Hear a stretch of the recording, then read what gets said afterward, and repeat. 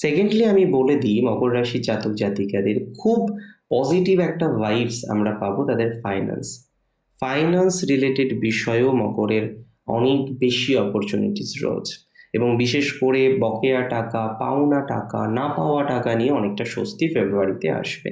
তবে নতুন লোনের জন্য যারা অ্যাপ্লাই করছেন তাদেরকে আরও বেশি চেষ্টাটা করতে হবে, কারণ লোন প্রাপ্তির জায়গা থাকলেও সেই স্বপ্নটা বা সেই বাসনাটা যে এখনই পূরণ হয়ে যাবে, বিষয়টা কিন্তু এরকম নেই।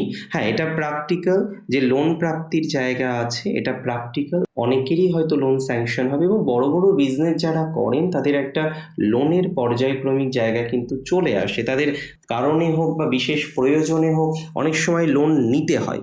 এখন বহু মকর রাশির জাতক জাতিকারা লোন নিয়েছেন এবং লোন নেওয়ার পর তাদের একটাই চিন্তা বা একটাই দুর্ভাবনা, তারা কিন্তু প্র্যাকটিক্যালি লোনের পর্যায়ক্রমিক জায়গা থেকে নিজেদেরকে বের করে আনতে পারছেন না। দেখুন, আমি একটা কথা বলি, যাদের লোনের কারণে লাইফ হয়ে গেছে স্টাক, যারা নেগেটিভ জায়গায় চলে এসছেন, বেটার ফল পাবেন।